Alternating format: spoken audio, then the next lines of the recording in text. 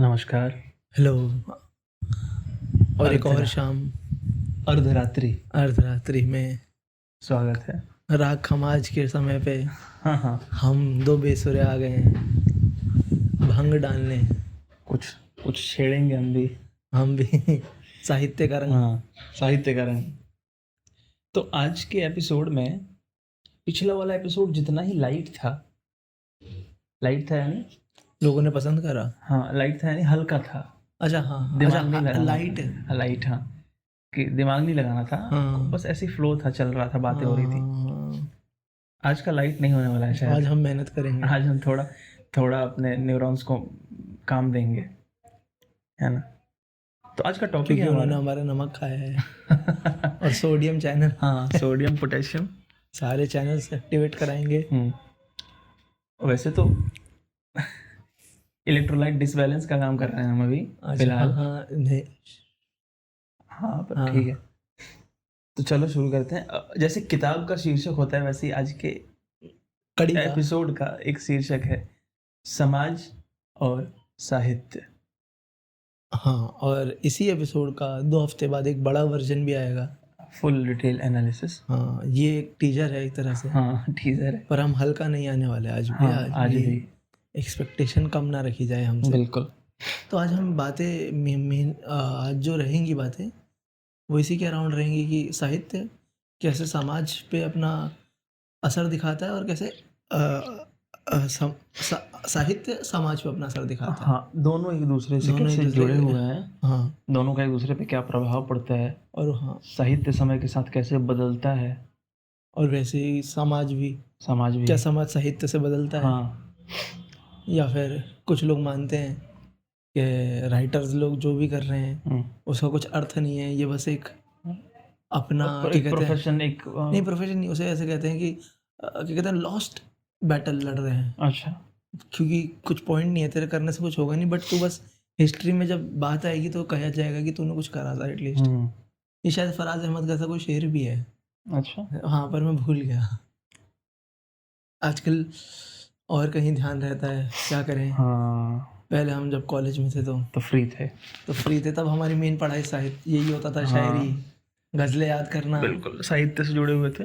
हाँ, बैठे वैसे बैठे 100 शेर पढ़ दें, 250 शेर पढ़ दें याद से। मुझे पता नहीं कि ये शेर जुड़ेगा कि नहीं इस बात से। पर अभी जो थोड़ी देर पहले तुमने बात कही ना कि राइटर्स लिखते रहते हैं और लोग कहते हैं कि कोई काम नहीं है, ऐसे लिख रहे हैं। हाँ, इसका कोई असर नहीं होगा। हाँ। कैजुअली लिख रहे हैं, कोई असर नहीं होगा।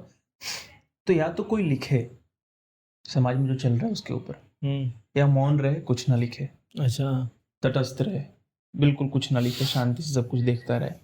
इसी बात पे एक शेर है, वो फिल्म है ना नसीरुद्दीन शाह की और अरशद वारसी की, कैंसर वजीर वाली, नहीं। पंजाब में कैंसर से संबंधित। हाँ, अरे हाँ, वो हाँ, रावी नदी का पॉइजन। हाँ, वो उसमें तो टॉक्सिन्स गिराए थे। उसमें एक शेर है, शायद दुष्यंत साहब का है, अच्छा, कौन सा? कि जलते घर को देखने वाले हाँ, फूस का छप्पर आपका है, आग के पीछे तेज हवा है, अगला नंबर आपका है। हाँ। आपके कत्ल पर मैं चुप था, मेरी बारी अब आई, मेरे कत्ल पर आप चुप हैं, अगला नंबर आपका है। अगला नंबर आपका तो समाज में कुछ हो रहा है और उस पर जो कुछ लिखा जा रहा है, तो जो लिख रहा है वो अपना दायित्व पूरा कर रहा है, उसको इतिहास पॉजिटिवली एनालाइज करेगा। और जो कुछ नहीं लिख रहा है, कुछ नहीं बोल रहा है, शायद उसको याद भी ना रखे इतिहास।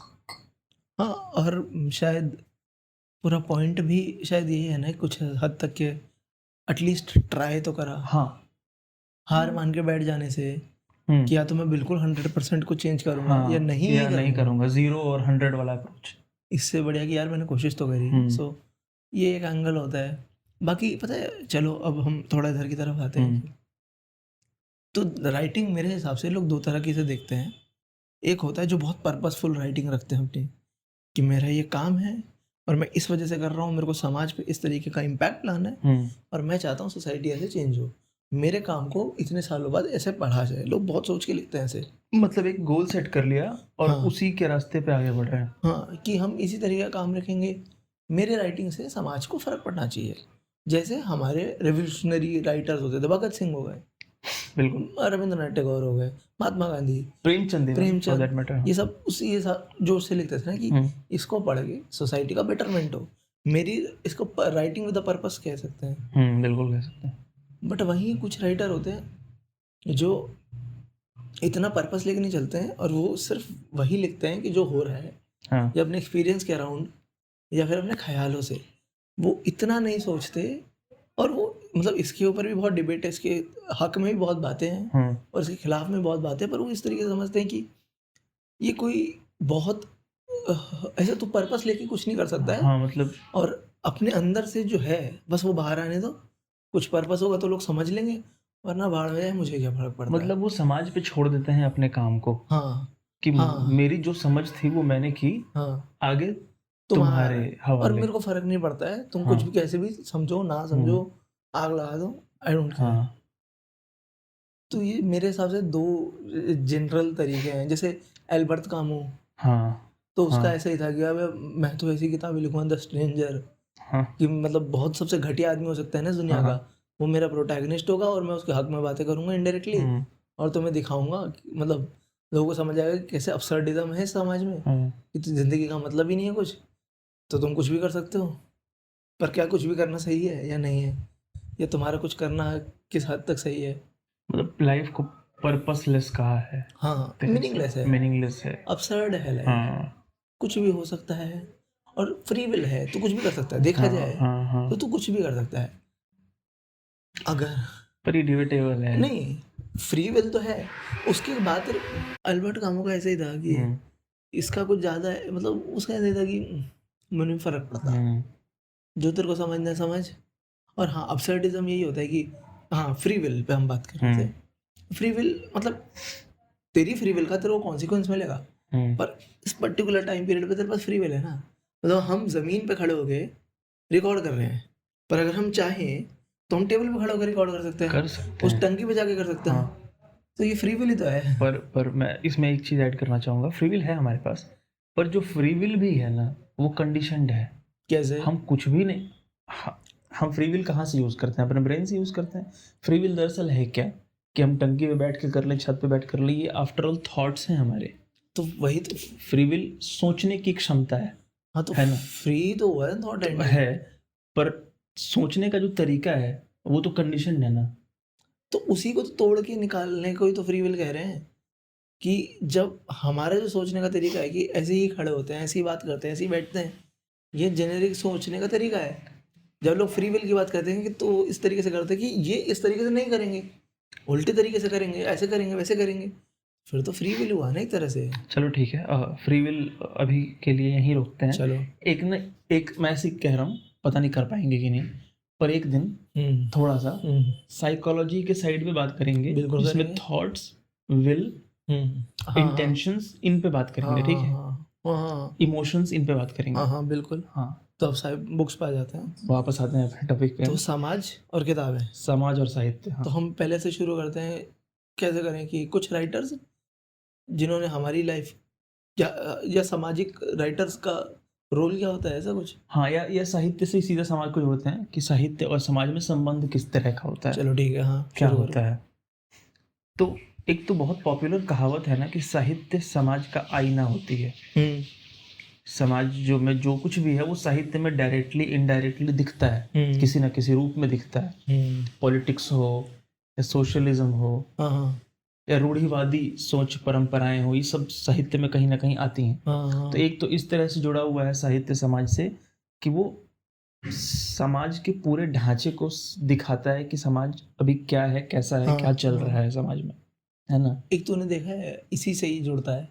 कुछ लोग कहते हैं कि फिल्मों में गाली नहीं होनी चाहिए, वायलेंस नहीं होना चाहिए, न्यूडिटी नहीं होनी चाहिए, ये समाज को पल्यूट करता है। तो तेरा क्या है इसके बारे में? मेरा तो ये है कि बकवास बात है, क्योंकि है तो समाज का ही ना। हाँ, तुम्हारे समाज में गाली गलौच है, तुम्हारे समाज में वायलेंस है, तुम्हारे समाज में न्यूडिटी है, तो वो तुम्हारी फिल्मों में भी आएगी ना।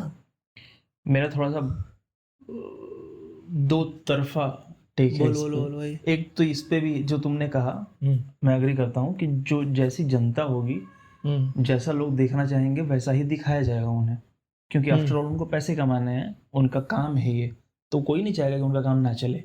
नहीं, पर जब वो आईना दिखाते हैं ना हाँ। ऐसे, ये तुम्हारा समाज है और ऐसी हमारी फिल्में हैं, तो वो पर्पस शायद सिर्फ पैसे कमाना नहीं होता सबका, एक्चुअली उनको रूबरू कराना होता है कि देखो भाई इतने सालों में ये बना है और ये हैं हम, कितना भी अच्छा हम अपने को प्रिटेंड कर लें, एंड में हम यही हैं, तो इसको बेटर करना है।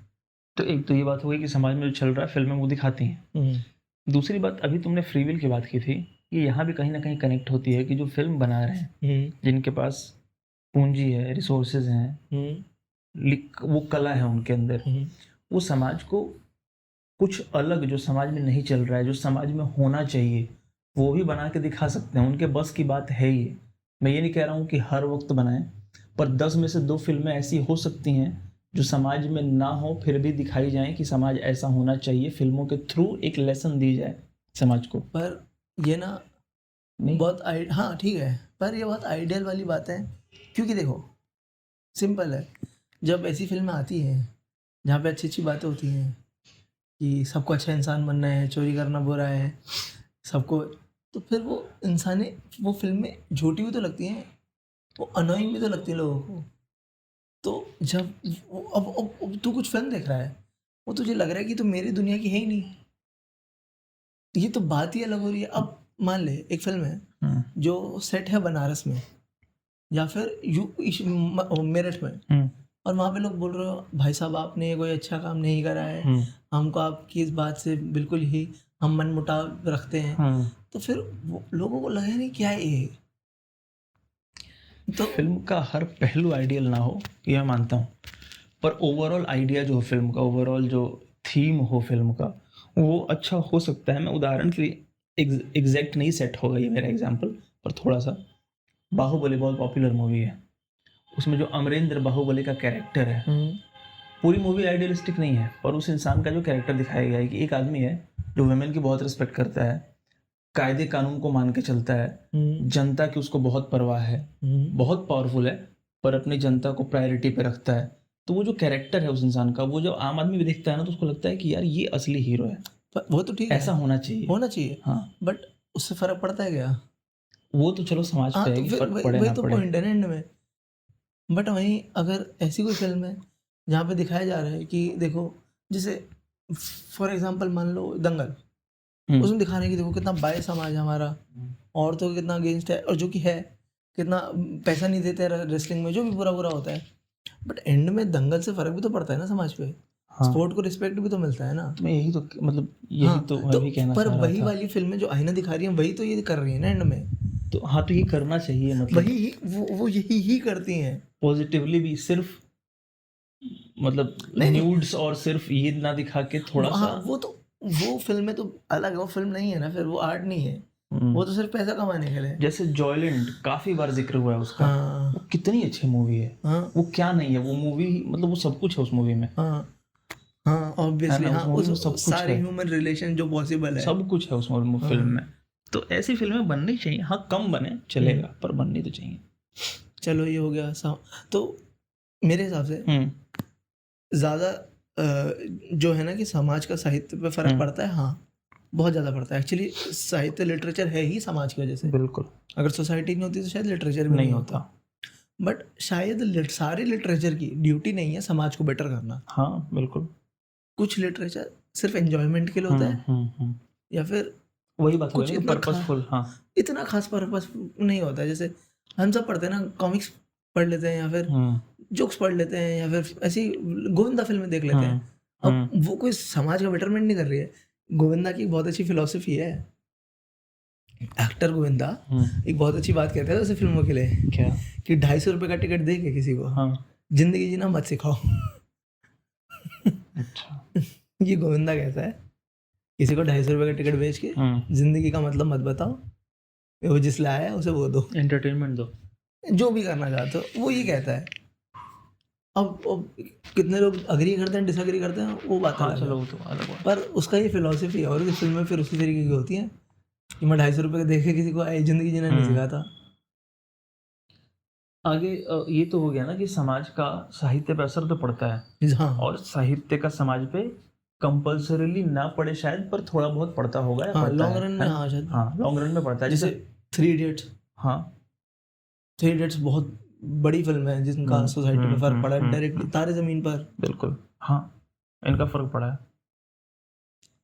तो और दूसरी बात ये है कि लिटरेचर सिर्फ समाज को बदलने के लिए ही नहीं होता है, लिटरेचर समाज को कुछ देता भी है एक्स्ट्रा। जैसे पुराने लिटरेचर जो हैं वो तब के समाज पे लिखे गए थे, पर जब कोई आज का इंसान उनको पढ़ता है तो उस समय के लोगों के क्या वैल्यूज थे, उस समय लोगों के जो अनुभव थे उन्होंने उन किताबों में लिखा है, तो कई तरह की लेसन सीख भी देता है लिटरेचर। और तुम पास्ट एक्सपीरियंस से सीखते हो लिटरेचर से, तो वो भी क्लासिक्स का एक मेन काम है ना। मतलब अगर हम गबन देखें प्रेमचंद जी की, तो उसे पढ़ने के बाद समझ आता है ना कि लालच और सरकार के सामने झुकना और पुलिस के साथ मिलना सबसे घटिया काम है। और वो आज भी है, हमेशा रहेगा शायद। इवन गोदान, सामाजिक डिस्क्रिमिनेशंस, कैसे दबाया जाता है किसी को, गरीबी, हाँ, किसानों की मजबूरी। हाँ, और एक बहुत अच्छी लाइन है ना उसमें कि ये सारा दान धर्म किसके बल पे होता है, हम किसानों के पैसे के बल पे होता है। अगर खुद खूटा गाड़े हैं खेत में 6 दिन तो हम देखते हैं कितना भजन करेंगे, सारी भक्ति निकल जाएगी। सही बात है। वो इस पे और भी बहुत फिलॉसफीज है ना कि जिसको भूख लगी हो उसे फिलॉसफी मत दो, उसे रोटी चाहिए, है ना। या फिर कफन की एक लाइन है ना, कि किसकी वैल्यू ज्यादा है, रोटी, 2 रोटी या एक कफन। ऐसा कफन तो वैसे भी अब थोड़ी देर में उसका काम खत्म हो जाएगा। कहता है ना, वो तर्क देता है बेटा अपने बाप को, कह रहे पापा कफन का क्या है, थोड़े दूर ढक के जाएंगे फिर फेंक देंगे, तो ज्यादा मतलब तर्क वो बनाते हैं रोटी के पक्ष में, क्योंकि ज्यादा जरूरी है पेट में भूख। इवन बाहर का भी लिटरेचर, तो जैसे वो हो गया अपना थिंग्स फॉल अपार्ट, अचीवेगी। तो उसमें वो पता है किस बारे में, वो बहुत नुआंस्ड किताब है। वो सिर्फ ये नहीं कहते कि हम जो क्या कहते हैं आदिवासी लोग हैं, जो हम नेटिव्स हैं, हम सुपीरियर हैं, वो ये नहीं कहती किताब। और जो गोरे आए थे वो ख़राब है। वो किताब कहती है कि हम में भी कुछ खामियां हैं, उनमें भी कुछ खामियां हैं, पर हमारी खामियां हमें इन्फीरियर नहीं बनाती और उनकी खामियां उन्हें इन्फीरियर नहीं बनाती हैं, और उनको कोई हक नहीं है हम पे हावी होने का। ये वो किताब का पूरा मैसेज है। और वो अपने समाज को भी उसी में क्रिटिसाइज भी करते हैं। तो जैसे कि गॉड को लेके कि क्रिश्चियंस जब आए थे, गोरे क्रिश्चियंस आए थे, तो बहुत ब्लास्फेमी वगैरह का लॉ ही वो लेके आए थे। हमारे यहाँ पे नहीं होता था ब्लास्फेमी। अब यहाँ पे लोग रोते हैं कि हमारे गॉड का डिसरिस्पेक्ट कर दिया। सही बात नहीं, ये लाए अंग्रेज है, यहाँ पे कौन सा ब्लास्फेमी। अगर इनको पढ़ा दें कबीर का 4 दुआ और बुल्ले शाह का 4 दुआ, ये तो एक दूसरे को जान ले, एक दूसरे की खुद की जान ले। इवन बुद्ध जिनकी पूजा करते हैं ये लोग, बुद्ध ने तो ईश्वर को मानने से साफ मना कर दिया ना। उसने कहते हैं कि कुछ नहीं होता, भगवान होता ही नहीं। और इतने लोग हैं, इतने रहे हैं हिस्ट्री में, तो ये ब्लास्फेमी का लॉ तो लाए अंग्रेज हैं, आज का थोड़ी ना है। और आज लोग यहाँ पे मांग रहे हैं कि ब्लास्फेमी का लॉ लाओ। अरे तुम मंद बुद्धि हो, मतलब तुम्हारा नहीं है ना ये। हाँ, और अंग्रेजों ने छोड़ दिया ब्लास्फेमी, हमें चाहिए अब। तो ये चलो जो भी है, तो इसके बारे में बहुत अच्छी चीज़ लिखी है उस किताब में। मैं पैराफ्रेज कर रहा हूँ हिंदी में। वो कहते हैं कि जैसे हिंदुओं में गाय सेक्रेड होती है, तो वैसे ही उस ट्राइब में जिसकी कहानी अचीवे ने लिखी है, उसमें पाइथन स्नेक है ना, वो सेक्रेड है। तो वो कहते हैं कि if someone kills the sacred python in their hut, it's none of your business, it's between them and their god, है ना। And if you come between them and their god, you will be the one who will receive the blows from the god. जो कि सही बात है। अगर किसी ने कोई गलत काम करा है, ऐसा कुछ भी तरह गॉड को डिसरिस्पेक्ट करा है, तो फिर भगवान और वो डील कर लेंगे। अगर है तो मानते हो भगवान में, तुम मानते हो। जो नहीं मानता उसकी तो बात अलग है। तुम मानते हो, तुम्हारा विश्वास इतना दृढ़ है, तो फिर तुम्हें तो फर्क ही नहीं पड़ना चाहिए। तुम्हें तो होना चाहिए ना कि भगवान ही देखेगा इसका, तो भगवान मालिक है। इवन है भी हमारे समाज में ये थोड़ा सा, आजकल ना हो, आजकल थोड़ा सा अंदर है लोगों में। ये जो जवान लौंडे नहीं है, जो जिनको कोई ये साले सेट मैक्स पे पैदा हुए हैं, इसी सूर्यवंशम देख के, ये इनको ज्यादा है ना गर्मी खून में। नहीं तो आज भी घर घर में क्या बात होती है कि अच्छा उसका कर्म है, वो खुद भोगेगा, या भगवान सब देखता है। आजकल ऐसे नॉर्मल घरों में बातें होती हैं, हमेशा से होती हैं। लोगों के घरों में लोग जो जिन लोगों को लोग जानते हैं, जैसे जो ठग, मतलब फ्रॉड होते हैं, वो कहते हैं भगवान देख लेंगे इनका, हर चीज सबका हिसाब है, लोग ऐसी सबका ही बात होता है, हाँ कर लो कुछ भी, तो लोगों का बिलीव तो अभी भी वो है। पर ये जो नहीं खा पाई है, ये जो अराजकता है ना, ये पिछले 5-7 सालों से ही है, 10 सालों से है, ये नहीं खा पाई है ना, इसको बहुत। और पता है क्या, मुझे ये लगता है कि ये हमेशा ना प्रेजेंट जो यंगस्टर जनरेशन होती है ना, उन्हें लगता है कि अब बहुत टर्बुलेंट टाइम आ गया है, बट एक्चुअली सॉरी एक्चुअली इतने सालों से कॉन्स्टेंटली टर्बुलेंट टाइम चल ही रहा है। सो अगर आप अपने पापा से भी पूछोगे ना, तो बताएंगे अरे नहीं मेरी जो जवानी थी उसमें तो बहुत, जैसे मेरे पापा हैं, वो क्या कहानी सुना था मंडल कमीशन के टाइम की, तो मुझे मैं उनसे कंपेयर करता हूँ तो ये तो कुछ नहीं है। मंडल कमीशन वगैरह कोई टायर डाल के चला रहा है खुद को, कोई खुद को मार रहा है। इवन आज से 10-12 साल 15 साल बाद, हाँ बोलो, 10-12 साल 15 साल बाद जब तुम बताओगे अपने बच्चों को शायद किसान आंदोलन और ये सब, हरियाणा और मणिपुर, तो ये कितना बड़ा लगेगा उन्हें। हाँ, पर उनको उस टाइम पे लगेगा कि नहीं यार एक्चुअली स्ट्रगल तो हम कर रहे हैं, हमारे पापा ने तो बहुत मजे में काटी है। उनको ये वाला लगेगा कि हाँ, पर उनको लगा नहीं एक्चुअली मजे में थी, ये तो सब तो होता होगा उस टाइम पे, क्योंकि पुराने लोग तो पागल होते हैं ना। नए जो नए खब आती है, वो नई फसल आती है, उनके लिए पुराने लोग बेवकूफ होते हैं। और जो कि सही आइडिया भी है कि पुराने लोग बेवकूफ है, वरना तो बढ़ेंगे नहीं ना आगे। सही बात है, क्योंकि जो लोग ऐसे मानते हैं कि हमारे बूढ़े बेटर हैं, बूढ़ों को पता है, तो फिर वो कहीं जाते नहीं बढ़ते ना आगे। हाँ, और साइंटिफिकली भी है ना कि समय के साथ क्रेनियल कैपेसिटी बढ़ती रहती है, और हर नेक्स्ट जनरेशन पिछले वाले से बेटर ज़्यादा स्मार्ट होती ही। हाँ, उसके लिए तुम कुछ नहीं कर सकते। देखो इसकी फाइट, इसकी बैटल चालू हो गई। हाँ, ये मक्खियों से लड़ती हैं, मेंढक से लड़ती हैं। हाँ, साइड। उस दिन इसने 3 मेंढकों को मार दिया, खाया भी नहीं। खाया होगा तभी तो उल्टी करी आज इसने। चलो हम आगे बढ़ते हैं, इसका तो चलता रहता है। तो ये हो गया समाज और साहित्य का थोड़ा सा हमने देख लिया कि क्या है रिलेशन। आगे अगर हम बात करें तो थोड़ी सी उसी से जुड़ी हुई बात है कि साहित्य या अच्छी किताबें समाज में क्या बदलाव ले आ सकती हैं, अगर लाती हैं एट ऑल, तो क्या चेंजेस लेकर आएंगी। तो फिर मुझे लगता है कि इस पर भी कुछ ज़्यादा नहीं है, जो यही कर सकती हैं कि लोगों को एनलाइटन कर सकती हैं। अच्छे बुरे का जैसे अगर कोई गोदान पढ़े, हाँ ठीक है, तो उसे सामाजिक एक स्ट्रक्चर ढांचा समझ में आएगा। और इसमें ना मेरे हिसाब से ऐसा भी है कि सबसे माइन्यूट से लेकर सबसे बड़ा, तो हो सकता है कि इंसान की पूरी जिंदगी बदल दे एक किताब। उसने किताब पढ़ा, छोटी बड़ी जैसी भी थी, और उसका पूरा पॉइंट ऑफ व्यू बदल गया। इतनी कोई महान किताब पढ़ ली उसने और उसको कुछ इतनी समझ आ गई।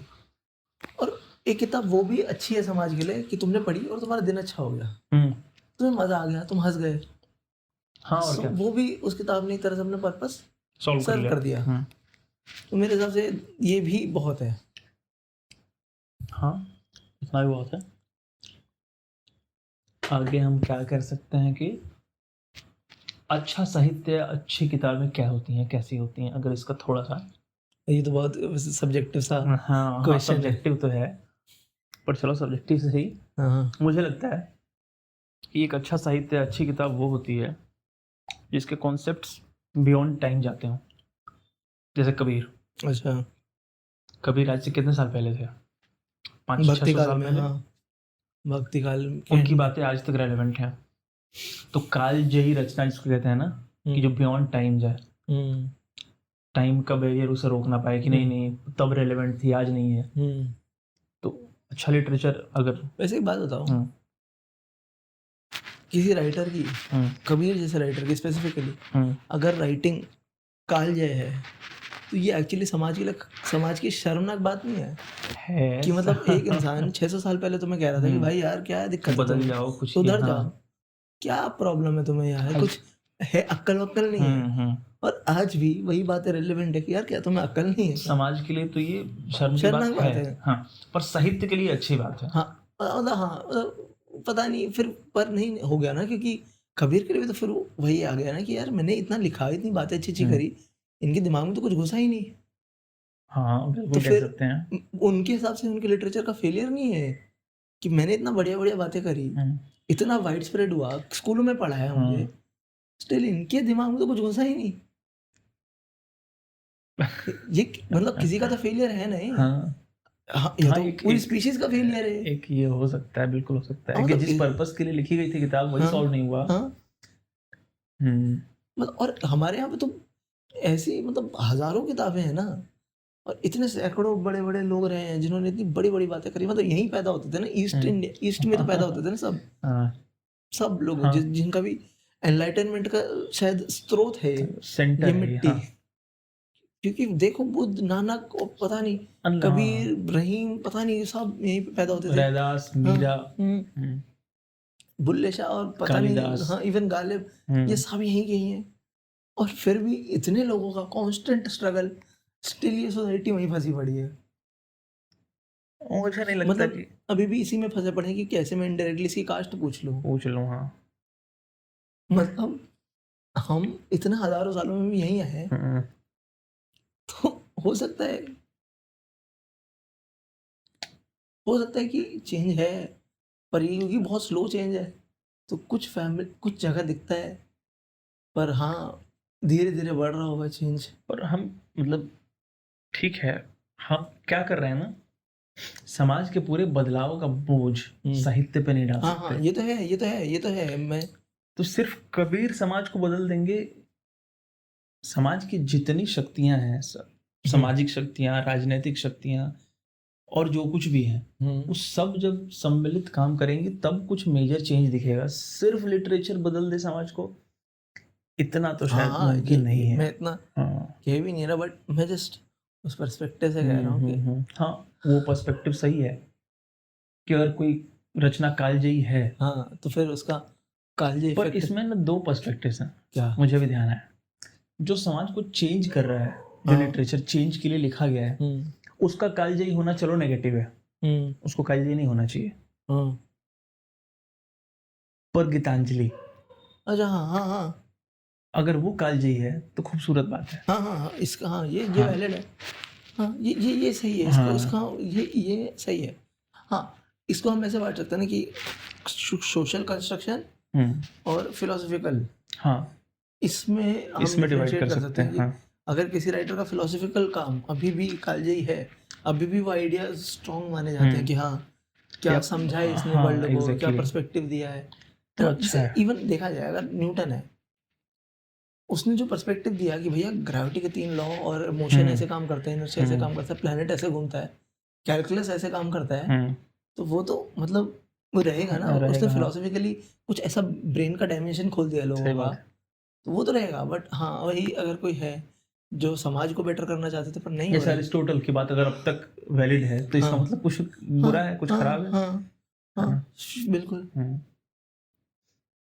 तो ये हमारे सोसाइटी पे कितना भी मतलब धीरे धीरे होगा शायद। और ये शायद पर्सनल उसमें आ जाते हैं दोनों चीजें।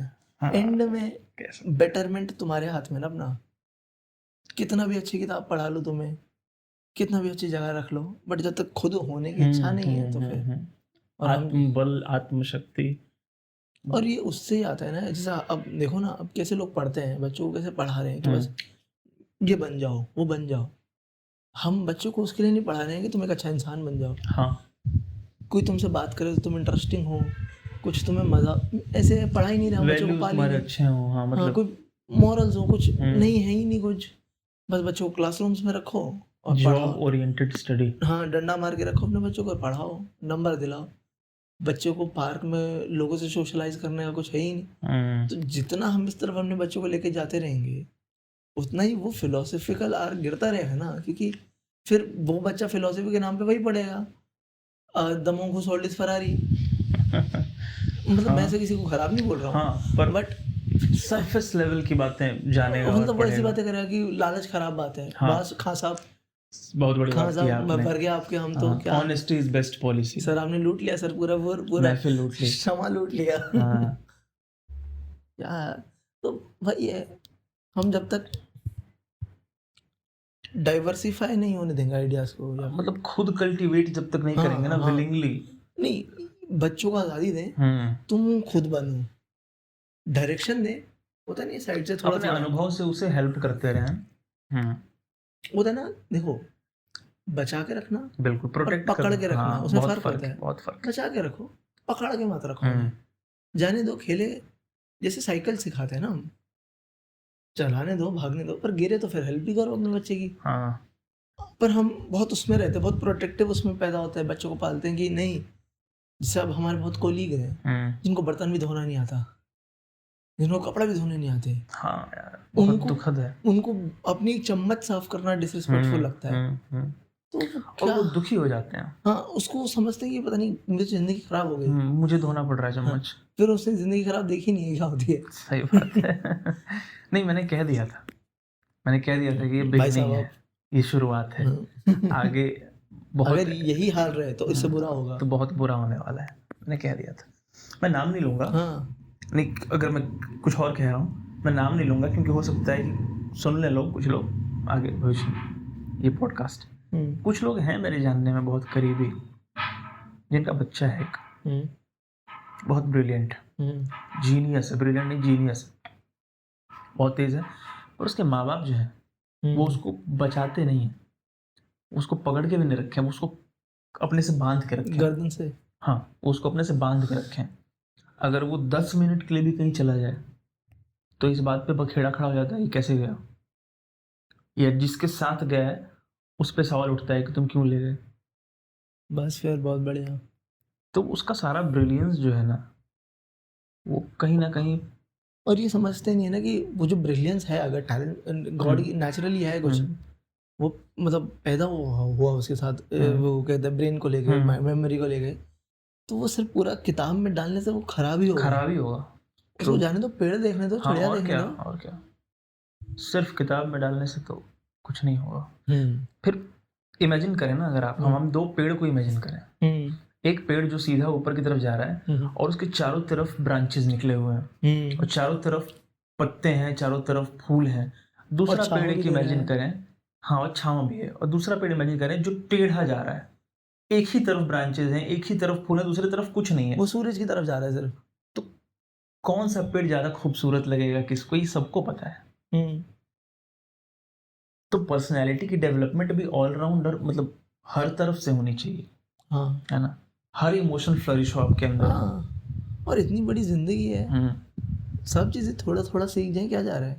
क्योंकि इमेजिन करो, तुम्हें तुम्हारे घर वालों ने मार पीट के पढ़ा है पूरा, बस क्या कंप्यूटर साइंस, तो तुम्हें एक चीज़ आती है जिंदगी में, कंप्यूटर साइंस, ठीक है। तो तुम जहाँ बात करते हो तो कंप्यूटर साइंस, तो किसी से मिला पहली बार, वो कंप्यूटर की बातें कर रहा है बढ़िया बढ़िया, एक दिन तो इंटरेस्टिंग लगेगा, 2 दिन में मजा आएगा, अरे पागल है, हाँ, तो फिर मेरा तो कुछ नहीं जाएगा, मैं दूर हो जाऊंगा, बट वो जो इंसान पे बीतेगी कि यार मुझ में ऐसा क्या प्रॉब्लम है, सही बात, कि लोग मुझसे दूर होते हैं, और उसे ये भी नहीं पता कि उसका तो फॉल्ट भी नहीं है, उसकी परवरिश में फॉल्ट है बेचारे की। इस बात की क्या प्रोबेबिलिटी है कि उसे लाइफ में जितने लोग मिलेंगे उन सबको कंप्यूटर के बारे में पता होगा, और कितने लोग इंटरेस्टेड होंगे 24 घंटा कंप्यूटर के बारे में बात करने के लिए। यार मतलब जिंदगी खूबसूरती तो वही है ना, ये फूल और ये शायरी और ये पेड़ और ये गाना, और क्या, ये तो है। कितनी अच्छी बात है, मतलब कि आपको हर चीज के बारे में, हर चीज पे आपका एक पर्सपेक्टिव हो, आपने जी हो चीजों को, हाँ, है ना, और मतलब मजा तो इन्हीं सब में है ना। अच्छा, मजा से एक मत खत्म करने से पहले, मजे से, हमारे एक सीनियर हमें ज्ञान दे के गए कि उन्होंने बोला कि अभी तो कुछ मजा ही नहीं है तुम्हारी जिंदगी में, जो तुम्हारा सैलरी, इसमें तुम्हारा कुछ मजा नहीं हो सकता, तो तुम भी मेहनत करो ज़्यादा सैलरी के लिए, तब तुम्हें मजा आएगा। तो मैं सोच रहा था कि क्यों नहीं है मजा, तो इसे बोल क्यों रहा है कि हमारी जिंदगी में मजा नहीं है, तो कभी मेरे साथ चल, सही बात, मैं तुझे मजा दिखाता हूँ, तेरी जिंदगी से ज्यादा, हाँ, मैं तुझे दिखाता हूँ कि मैं जब घर जाता हूँ मेरी बिल्ली बैठी रहती है मेरे इंतजार में, इससे बढ़िया जिंदगी फिर फीलिंग है ही नहीं कुछ, कोई इंतजार में मेरे। या फिर मैं दिखाता हूँ हमारी पड़ोसन आंटी हैं, इतने प्यार से मिलती हैं, कभी कभी खाने को कुछ देती हैं, नाश्ता वाश्ता, है ना, इतने लोग प्यार से मिलते हैं। कभी हम जानवर देखते हैं कोई सड़क पर अजीब सा, कोई चिड़िया देखते हैं, कोई पेड़ देखते हैं, और क्या, फूल देखते हैं, कभी बारिश हो जाती है तो हम हल्के से भीग जाते हैं। तो ये सब कितना इंटरेस्टिंग ही तो है, ये मजा ही तो है, फुलफिलिंग है बहुत। अब आपकी जो मजे की, एंजॉयमेंट की डेफिनेशन मटेरियलिस्टिक है कि मैं गाड़ी ले लूंगा तो मजा आ जाएगा, और एक घर ले लूंगा और एक बड़ी वेकेशन ले लूंगा तो मजा आ जाएगा, तो फिर आपका प्रॉब्लम है ना। सही बात, अपना हम पे मत थोपो ना, नेचुरल स्टेट में रह के मजा लेना, हाँ, और एंजॉय करना चीजों को, और फोर्सफुली कोशिश करके उसको आर्टिफिशियल बनाना, हाँ, और फिर मजे करना, हाँ, कब तक रहेगा वो। और देखो अभी हम यहाँ खड़े हैं, हवा चल रही है हल्की, कितना अच्छा लग रहा है, और पेड़ों की ये आवाज जो है पत्तों की इतनी अच्छी है, ये मजेदार नहीं है, किसी संगीत से कम है क्या ये पत्तों की और ये आवाज? मजेदार नहीं है क्या? बिल्कुल मजेदार है, ये वर्थ इट है। रात भर यहीं बैठ जाऊं। हाँ तो पता, तो ये बहुत आर्टिफिशियल, ये फिर ये जो है ना, क्या कहते हैं, सिंथेसाइज्ड एक तरह से हाँ। डेफिनेशन हैप्पीनेस की, ये फिर एंड में जाके देखो आप कितना मेहनत करोगे, करते रहोगे, बहुत सारा पैसा कमा लोगे, एक पॉइंट पे तो आपका सैचुरेशन होगा ना, इससे ज़्यादा नहीं कमा सकते आप, और इससे ज़्यादा चीज़ें नहीं खरीद सकते। आपने प्लेन खरीद लिया, आपने आइलैंड खरीद लिया, ये वो पानी जहाज, याच कहते हैं ना उसे। हाँ याच, हाँ आपने यॉट खरीद लिया, आपने सब खरीद लिया, फिर अब आगे ना सैचुरेशन, 2 महीने बाद क्या करोगे, क्या खरीदोगे? अब कुछ है ही नहीं खरीदने, वो वॉइड कहाँ से भरोगे जब कॉन्स्टेंटली मटेरियल से भर रहे थे? एग्जैक्टली। तो कहाँ से भरोगे? और मैंने वो पढ़ा था कि शायद, पता नहीं नंबर गलत हो सकता है, पर वो बात ठीक थी कि शायद एक इंसान को मैक्सिमम खुशी ना $2,500 खर्च करके आती है, उससे ऊपर आप कितना भी करो उसके बराबर की खुशी रहती है। तो अब हाँ, क्योंकि खुशी है क्या एक्चुअली? हाँ, आपको किसी ने प्यार से कुछ 2 बातें बोल दी, या हाथ पकड़ कर 10 कदम साथ चल लिए, एंड में तो डोपामीन ही है ना, डोपामीन ही है ना खुशी। हाँ, तो वो चाहे 5 रुपए से मिले, हाँ, चाहे 5 लाख से मिले, उसमें तो कोई उस क्वालिटी में तो केमिकल के कॉम्पोजिशन में कोई बदलाव नहीं हुआ ना। हाँ, लेवल ऊपर नीचे हो सकता है, हाँ, पर मिला तो एंड में डोपामीन ही है ना आपको। तो ये डिफरेंस नहीं है मतलब कोई। हाँ, तो आपका सर बड़ा मटेरियलिस्टिक विजन है देखने का नैरो चीज़ों को, तो हम पे मत थोपो। वो कुमार विश्वास की जगह कह रहे तो होते हैं मुशायरे में कि एक सज्जन हमारे साथ गाँव गए थे, तो उन्होंने कुछ बच्चों को भैंस के पीठ पे बैठ के खेत में चलते देखा, तो उन्होंने कहा कि क्या मतलब कितनी स्ट्रगलिंग लाइफ है इन बच्चों की। तो कुमार विश्वास ने कहा कि मैंने उनसे पता क्या कहा, मैंने कहा कि आपकी मर्सिडीज से ज़्यादा मज़ा कर रहे हैं ये बच्चे भैंस की पीठ पे बैठ के। ठीक है, आपसे ज़्यादा इंजॉय कर रहे हैं ये बच्चे। वही तो एक इसी से रिलेटेड एक छोटी सी स्टोरी मैंने पढ़ी थी, कहीं फेसबुक या कहीं पढ़ी थी। एक फिशरमैन समंदर के किनारे बैठ के सो रहा होता है, तो एक बड़ा बिजनेसमैन आता है और पूछता है कि क्या कर रहे हो, खाली क्यों बैठे हो? तो कहता है कि जितनी मछली मारनी थी उतने मार ली, बेच ली, पैसे आ गए, अब आराम कर रहा हूँ। तो उसने कहा कि अब खाली टाइम है, अब भी मछली मार सकते हो। तो उसने कहा पर क्यों? तो उसने कहा कि और बड़ा ज़्यादा पैसे आएंगे। तो उसने कहा फिर? तो उसने कहा कि इससे बड़ा बोट आ जाएगा। उसने कहा फिर? तो उस बड़े बोट में बैठ के तुम समंदर के बीच में चले जाओगे और मछली पकड़ लो, और बड़ी बड़ी मछलियाँ पकड़ोगे, और पैसे आएंगे। तो उसने कहा कि अच्छा इसके बाद सबसे आखिर में क्या होगा? तो उसने कहा कि तुम बहुत खुश हो जाओगे। तो उसने कहा कि अभी मैं क्या हूँ? क्या बात है। हाँ, तो वही वाली बात है ये। हाँ, ये बेवजह का परस्यूट ऑफ हैप्पीनेस है। मतलब यह हैप्पीनेस विद इन योरसेल्फ है। हाँ, उसे तुम बाहर छोड़ दो, उसको विद इन योरसेल्फ को ढूंढो ना। नहीं, मैं यही कह रहा हूँ, उसको छोड़ दो, बाकी पूरी दुनिया में खोजो, कहीं भी नहीं मिलेगा। हाँ, है ना? बस या आज साहित्य समाज और हैप्पीनेस। हाँ, अच्छा है, साहित्य समाज और हैप्पीनेस बहुत अच्छा है। बाकी शुरुआत हमने करी थी ना एक बात से कि हम अर्धरात्रि में, मध्यरात्रि में, खमाज के समय पे, तो हम अगर हमें आप सुन रहे हैं तो एक रिकमेंडेशन, एक ठुमरी, क्या है वो? हाँ, ठुमरी है।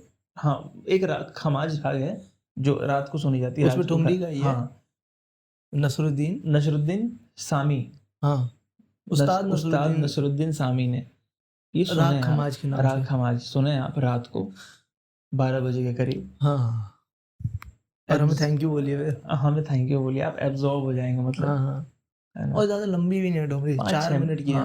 4-5 मिनट की, बट हाँ, एक सेकंड उसका वर्थ इट है, बहुत। तो फिर इसी के साथ मिलते हैं फिर अगले हफ्ते। हाँ, किसी और किताब, कविता और महीने के आखिर में फिर साहित्य के साथ।